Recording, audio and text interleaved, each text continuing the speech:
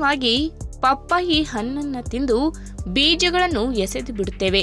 ಆದರೆ ಪಪ್ಪಾಯಿ ಬೀಜಗಳು ಆರೋಗ್ಯಕ್ಕೆ ಬಹಳ ಒಳ್ಳೆಯದು.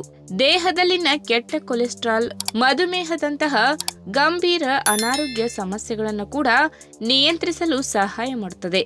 ಹಾಗಾದ್ರೆ ಪಪ್ಪಾಯಿ ಬೀಜಗಳಿಂದ ಯಾವೆಲ್ಲ ಆರೋಗ್ಯಕಾರಿ ಲಾಭಗಳು ಸಿಗುತ್ತವೆ ಎಂಬುದನ್ನ ಇವತ್ತಿನ ವಿಡಿಯೋ ಮುಖಾಂತರ ತಿಳಿದುಕೊಳ್ಳೋಣ. ಅದಕ್ಕಿಂತ ಮುಂಚೆ ನೀವಿನ್ನು ನನ್ನ ಚಾನಲ್ಗೆ ಸಬ್ಸ್ಕ್ರೈಬ್ ಆಗಿಲ್ಲ ಅಂದ್ರೆ ಪ್ಲೀಸ್ ಸಬ್ಸ್ಕ್ರೈಬ್ ಮಾಡ್ಕೊಳ್ಳಿ, ಹಾಗೆ ಪಕ್ಕದಲ್ಲೇ ಇರುವಂತಹ ಬೆಲ್ ಐಕನ್ ನ ಕ್ಲಿಕ್ ಮಾಡಿ. ಪಪ್ಪಾಯಿ ಬೀಜಗಳು ಮಧುಮೇಹ ರೋಗವನ್ನ ಕಡಿಮೆ ಮಾಡಲು ಸಹಾಯ ಮಾಡುತ್ತದೆ. ಇದು ಫೈಬರ್ ಅನ್ನ ಹೊಂದಿರುತ್ತದೆ ಮತ್ತು ರಕ್ತದಲ್ಲಿನ ಸಕ್ಕರೆಯನ್ನ ನಿಯಂತ್ರಣದಲ್ಲಿಡುತ್ತದೆ. ಹೀಗಾಗಿ ಮಧುಮೇಹಿಗಳು ಅಗತ್ಯವಾಗಿ ವೈದ್ಯರ ಸಲಹೆಯನ್ನ ಪಡೆದು ಸೇವನೆ ಮಾಡಬೇಕು.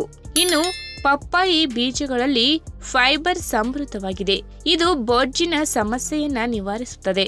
ತೂಕ ಇಳಿಸಿಕೊಳ್ಳಲು ಬಯಸಿದರೆ ಈ ಆರೋಗ್ಯಕರ ಬೀಜಗಳನ್ನು ಪ್ರತಿದಿನ ಸೇವಿಸಿ. ಇದಲ್ಲದೆ ಫೈಬರ್ ಮತ್ತು ಆರೋಗ್ಯಕರ ಕೊಬ್ಬುಗಳು ದೇಹದಲ್ಲಿ ಕೆಟ್ಟ ಕೊಲೆಸ್ಟ್ರಾಲ್ ಮಟ್ಟವನ್ನ ಕಡಿಮೆ ಮಾಡುತ್ತದೆ.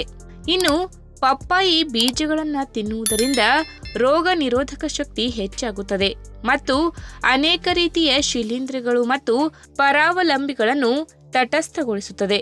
ಅಲ್ಲದೆ ಅಪೆಂಡಿಕ್ಸ್ನಂತಹ ಅನಾರೋಗ್ಯದಿಂದ ದೇಹವನ್ನ ರಕ್ಷಿಸುತ್ತದೆ.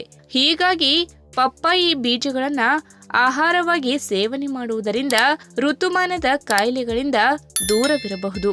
ಇನ್ನು ಮೂತ್ರಪಿಂಡದ ಆರೋಗ್ಯಕ್ಕೂ ಪಪ್ಪಾಯಿ ಬೀಜಗಳು ಪ್ರಯೋಜನಕಾರಿ. ಇದು ಉತ್ಕರ್ಷಣ ನಿರೋಧಕಗಳನ್ನು ಹೊಂದಿರುತ್ತದೆ. ಅಲ್ಲದೆ ಮೂತ್ರಪಿಂಡದ ಹಾನಿಗೆ ಕಾರಣವಾಗುವ ಆಕ್ಸಿಡೇಟಿವ್ ಒತ್ತಡವನ್ನ ನಿವಾರಿಸುತ್ತದೆ.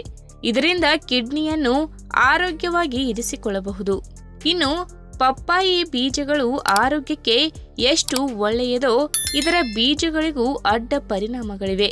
ಗರ್ಭಿಣಿಯರು ಮತ್ತು ಪುರುಷರು ಪೌಷ್ಟಿಕ ತಜ್ಞರು ಅಥವಾ ಆಯುರ್ವೇದ ವೈದ್ಯರ ಸಲಹೆಯನ್ನು ನಿರ್ಲಕ್ಷಿಸಿ ಅತಿಯಾಗಿ ಸೇವಿಸಿದರೆ ಅಡ್ಡ ಪರಿಣಾಮಗಳನ್ನು ಎದುರಿಸಬೇಕಾಗುತ್ತದೆ. ಇದು ಗರ್ಭಿಣಿ ಮಹಿಳೆಯರಲ್ಲಿ ಗರ್ಭಪಾತವನ್ನ ಉಂಟು ಮಾಡಬಹುದು. ಅದೇ ರೀತಿ ಮಗುವಿಗೆ ಹಾಲುಣಿಸುವ ಮಹಿಳೆಯರು ಸಹ ಇದನ್ನ ಸೇವಿಸಬಾರದು.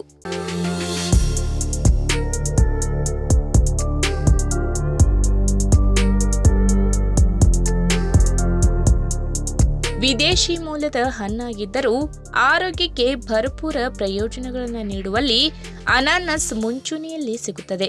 ಬಹುಶಃ ಅನೇಕರಿಗೆ ಅನಾನಸ್ ಕೂಡ ಆರೋಗ್ಯಕ್ಕೆ ಸಾಕಷ್ಟು ಪ್ರಯೋಜನಗಳನ್ನು ನೀಡುತ್ತದೆ ಎನ್ನುವುದು ತಿಳಿದಿರಲಿಕ್ಕಿಲ್ಲ. ಹೌದು, ಅನಾನಸ್ ಅಥವಾ ಪೈನಾಪಲ್ ಆರೋಗ್ಯಕ್ಕೆ ತುಂಬಾ ಒಳ್ಳೆಯದು. ವಿಟಮಿನ್ ಎ, ವಿಟಮಿನ್ ಕೆ, ರಂಜಕ, ಕ್ಯಾಲ್ಸಿಯಂ ಮತ್ತು ಸತು, ವಿಟಮಿನ್ ಸಿ ಯನ್ನ ಸಮೃದ್ಧ ಪ್ರಮಾಣದಲ್ಲಿ ಹೊಂದಿರುತ್ತದೆ. ಹಾಗಾದ್ರೆ ಇದು ಆರೋಗ್ಯಕ್ಕೇನು ಲಾಭಗಳನ್ನ ನೀಡುತ್ತದೆ, ಹೇಗೆ ಬಳಸಬೇಕು ಎನ್ನುವುದರ ಬಗ್ಗೆ ಇವತ್ತಿನ ವಿಡಿಯೋ ಮುಖಾಂತರ ತಿಳಿದುಕೊಳ್ಳೋಣ. ಅದಕ್ಕಿಂತ ಮುಂಚೆ ನೀವಿನ್ನು ನನ್ನ ಚಾನಲ್ಗೆ ಸಬ್ಸ್ಕ್ರೈಬ್ ಆಗಿಲ್ಲ ಅಂದ್ರೆ ಪ್ಲೀಸ್ ಸಬ್ಸ್ಕ್ರೈಬ್ ಮಾಡ್ಕೊಳ್ಳಿ, ಹಾಗೆ ಪಕ್ಕದಲ್ಲೇ ಇರುವಂತಹ ಬೆಲ್ ಐಕನ್ ನ ಕ್ಲಿಕ್ ಮಾಡಿ. ಅನಾನಸ್ ಚಯಾಪಚಯ ಕ್ರಿಯೆಯನ್ನ ಉತ್ತಮವಾಗಿಸುತ್ತದೆ. ಹೀಗಾಗಿ ಆಗಾಗ ಅನಾನಸ್ ಜ್ಯೂಸ್ ಸೇವನೆ ಮಾಡುತ್ತಿರುವುದು ಬಹಳ ಒಳ್ಳೆಯದು. ಅಷ್ಟೇ ಅಲ್ಲದೆ ಸುಸ್ತು ನಿವಾರಕವಾಗಿಯೂ ಸಹ ಅನಾನಸ್ ಕೆಲಸ ಮಾಡುತ್ತದೆ. ಎಲ್ಲಾದರೂ ಸುತ್ತಾಡಿಕೊಂಡು ಬಂದಾಗ ಹೆಚ್ಚು ದಣಿವು ಕಾಣಿಸಿದರೆ ಕಡಿಮೆ ಸಕ್ಕರೆಯೊಂದಿಗೆ ಅನಾನಸ್ ಜ್ಯೂಸ್ ತಯಾರಿಸಿ ಸೇವನೆ ಮಾಡಬಹುದು. ಇನ್ನು ನೆಗಡಿ ಅಥವಾ ಅಲರ್ಜಿ ನೆಗಡಿ ಸಮಸ್ಯೆ ಇದ್ದವರಿಗೆ ಅನಾನಸ್ ಅತ್ಯುತ್ತಮ ಮನೆಮದ್ದಾಗಿದೆ. ದೇಹವನ್ನ ಆಂತರಿಕವಾಗಿ ಆರೋಗ್ಯವಾಗಿಡಲು ಇದು ಸಹಾಯ ಮಾಡುತ್ತದೆ. ಅದಕ್ಕಾಗಿ ನೀವು 1/4 ಚಮಚ ಕಾಳು ಮೆಣಸಿನ ಪುಡಿ, ಚಿಟಿಕೆ ಉಪ್ಪು ಸೇರಿಸಿ ಅನಾನಸ್ ಜ್ಯೂಸ್ ತಯಾರಿಸಿ ಸೇವನೆ ಮಾಡಿದರೆ ಅಲರ್ಜಿ ನೆಗಡಿ ನಿವಾರಣೆಯಾಗುತ್ತದೆ. ಇನ್ನು ಕೆಲವೊಮ್ಮೆ ದೇಹದಲ್ಲಿ ಉಷ್ಣತೆ ಹೆಚ್ಚಾದಾಗ ಅಥವಾ ಆಹಾರದಲ್ಲಿ ಬದಲಾವಣೆಯಾದಾಗ ಉರಿಮೂತ್ರದ ಸಮಸ್ಯೆ ಅಥವಾ ಅತಿಯಾದ ಆಸಿಡಿಟಿ, ಎದೆಯುರಿ ಸಮಸ್ಯೆ ಕಾಣಿಸಿಕೊಳ್ಳುತ್ತದೆ. ಅಂತಹ ಸಂದರ್ಭದಲ್ಲಿ ಅನಾನಸ್ ಬಹಳ ಉಪಯೋಗಕಾರಿಯಾಗಿ ಕೆಲಸ ಮಾಡುತ್ತದೆ. ಅನಾನಸ್ನ ಜ್ಯೂಸ್ ಸೇವನೆ ಮಾಡುತ್ತಾ ಇದ್ದರೆ ಅಂತಹ ಸಮಸ್ಯೆ ನಿವಾರಣೆಯಾಗುತ್ತದೆ. ಆದರೆ ಜಾಸ್ತಿ ಸೇವನೆ ಬೇಡ, ಮಿತವಾಗಿದ್ದರೆ ಆರೋಗ್ಯಕ್ಕೆ ಒಳ್ಳೆಯದು. ಇನ್ನು ಕಾಮಾಲೆ ರೋಗ ಬಂದರೆ ಲಿವರ್ ಮೇಲೆ ನೇರವಾಗಿ ಪರಿಣಾಮ ಬೀರುತ್ತದೆ. ಅಂತಹ ಸಂದರ್ಭದಲ್ಲಿ ಅನಾನಸ್ ಅನ್ನು ಬಳಕೆ ಮಾಡುವುದರಿಂದ ಲಿವರ್ ಉತ್ತಮವಾಗಿ ಕಾರ್ಯನಿರ್ವಹಿಸುವಂತೆ ಮಾಡಬಹುದು. ಅಲ್ಲದೆ ಬೇಗನೆ ಕಾಮಾಲೆಯಿಂದಲೂ ಗುಣಮುಖವಾಗಬಹುದು. ಅದಕ್ಕಾಗಿ ಅನಾನಸ್ ಅನ್ನ ಜೇನುತುಪ್ಪದೊಂದಿಗೆ ಸೇವನೆ ಮಾಡಬೇಕು. ಆಗ ಉತ್ತಮ ಫಲಿತಾಂಶವನ್ನ ಪಡೆಯಬಹುದು. ಇನ್ನು ದಂತ ಸಮಸ್ಯೆ ಇದ್ದರೆ ಕೆಲವೊಮ್ಮೆ ಒಸಡಿನ ರಕ್ತಸ್ರಾವವಾಗುತ್ತದೆ.